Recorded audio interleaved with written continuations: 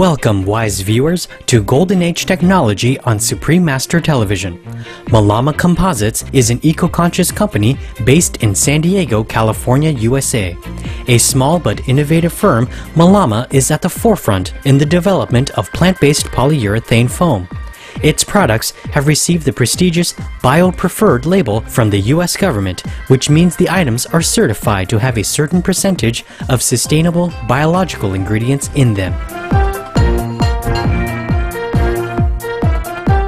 Well, Malama is a Hawaiian word that means to take care of or protect, and that's why we named the company, because we are making a polyurethane foam that's with plant-based materials. Typically, making foam is very toxic, and a couple companies have been shut down because of it. Some of the chemicals are highly carcinogenic, and ours don't have any of that issues. In fact, we just got a USDA certificate rating us as Bio-Preferred and at a 46% bio content. Wow. So that's pretty significant. We call our core material, this foam here, Aina core.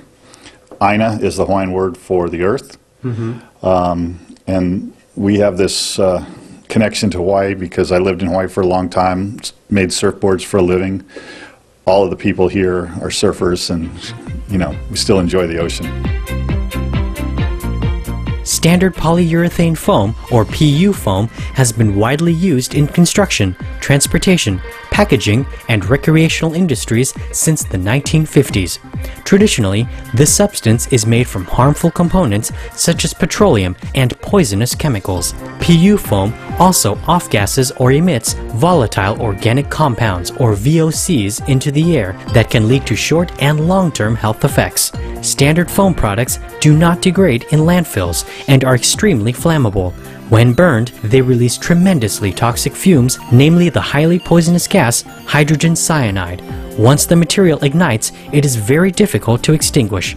Tragically, polyurethane foam in furniture is responsible for 30% of annual fire deaths in the U.S. In contrast to conventional foams, Aina core uses various plant-based oils instead of petroleum. It is thus far more eco-friendly than PU foam, as it is recyclable and biodegradable. Furthermore, Malama Composites says Aina core has significant performance advantages over regular polyurethane foam when used in a wide range of applications. At Malama Composites, the talented team of engineers and researchers are committed to the preservation of the biosphere. All of them enjoy surfing and hold a deep love and respect for the oceans and our planet. To learn more about their green products, we recently visited the company's headquarters, where we met with the firm's founder and president, Edward "Ned" McMahon, who graciously took time from his busy schedule to speak with us. Well, the material is pretty much like any other polyurethane foam in its uses. We make what's called a 2-pound foam or a 5-pound foam, and that's measured in pounds per cubic foot. There's a tremendous amount of uses. We've done everything from surfboards and wakeboards to windmill blades to some components for housing to filament wound tanks to boat building. The uses are incredible. Furniture, all the furniture you see here in our office, this is all made out of our foam. It's all shaped by hand and made out of our foam. Wow. So you can see by the curves and everything, there's no real limitation to what you can do with the material. The benefit of our foam over others is that it's non-toxic and that we use sustainable sources for our materials. We've done life cycle analysis to understand where our materials are coming from. The carbon footprint of all that. Our foam, we've actually significantly reduced the carbon footprint, eliminated greenhouse gas emissions, a lot less energy to produce, so on. What types of plant-based materials are used in Aina core to replace petroleum? We've made foams from corn, sugar, castor oil.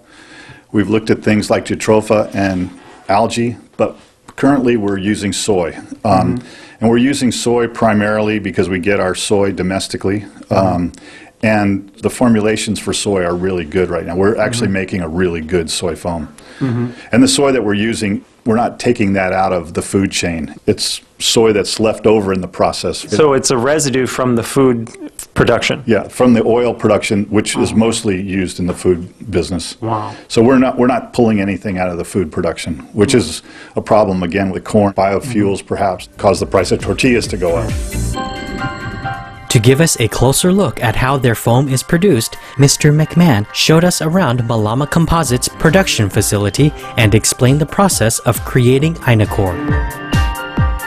So this is what we call the blowing room. What we have going here is these machines are the machines that are digitally controlled that mix the formula and dispense it through a high-pressure mixing head.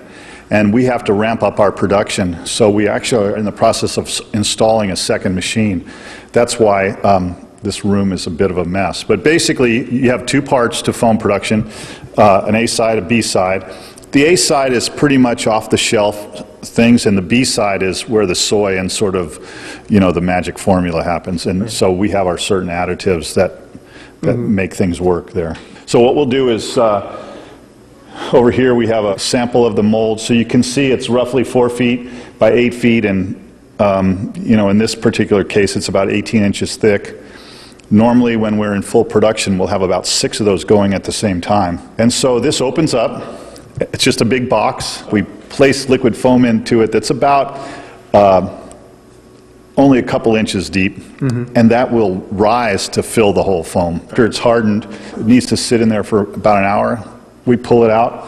We put it in this room right next door, which is just a room with a heater in it, and it sits in there for overnight. In that heat, it's just curing off and doing the full expansion. What you smell in here right now is how it smells in full production. We have no issues with EPA or air quality.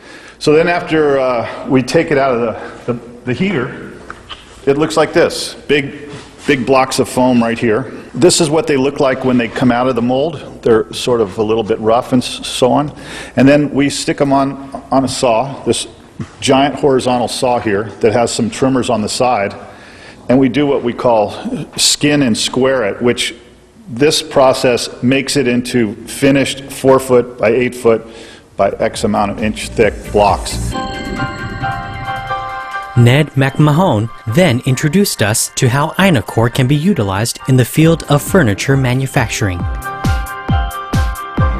This is a prototype for a furniture line we're doing. So this is just something that we mocked up to see if we could do it. But this is a lounge, so you'd have a bench out here, and you could, like out at a pool, sit down, and this is actually going to have an adjusting leg so that you can leave it low like this as a lounge or raise it up as a table. And it's all going to be covered fiberglass similar to a surfboard, but with some very thin rubber coatings on it so it's comfortable and doesn't slip. This is, you know, virtually weightless. It'll be a very lightweight, colorful, attractive version of some outdoor furniture. Malama Composites says that the extra durability of Inacor compared to traditional foam makes it an excellent choice as a building material, as it provides outstanding insulation, strength, and flexibility.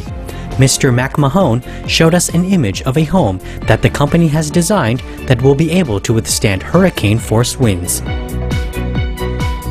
It's not built yet, but we're working on it. It's called the Ina House because it's made with our Ina foam. The subfloor, the walls, the roof, everything is made with foam panels. This particular design is really interesting because it's basically meant to be off the grid. And if you notice the curve of this roof, this is also designed to catch water, and it'll collect water in this central section here and also go into tanks down below. But we get tremendous insulating value from having a wall made out of the foam. We can curve the roofs like this with the foam, something you can't do with just straight lumber. And you can see relatively it's a thicker section, so there's tremendous amount of insulation, and most of your thermal loss is through the roof. Returning to the company's surfing roots, a Malama Composites produced surfboard fittingly represents the firm's environmentally aware philosophy. And this is one of the surfboards that is made from your product as well? again, to try to make things as clean and sustainable as possible, this has our soy foam core. It's got a woven bamboo fabric to replace the fiberglass, and again, linseed oil resin, which is 96% linseed oil. And in terms of weight and performance, this is as good as any typically constructed board that's on the market today. So you can make things really clean and really green, really sustainable if you want to go that direction. It's possible to do. Indeed, thanks to Malama Composites as well as other companies developing plant-based foams, we can see that foam production can be made much safer for the environment, thus benefiting communities as well as protecting our planet. Ned McMahon, we are grateful for the excellent introduction to soy-based polyurethane foam you provided us, and may Malama Composites enjoy all success in making your Inocore foams even more sustainable in the future. For more details on Malama Composites, please visit www.malamacomposites.com. Friendly viewers, thank you for your company on this week's episode of Golden Age Technology. Coming up next is Vegetarianism, the Noble Way of Living, after noteworthy news. May we strive every day to build a cleaner, greener world for all beings on our beautiful planet.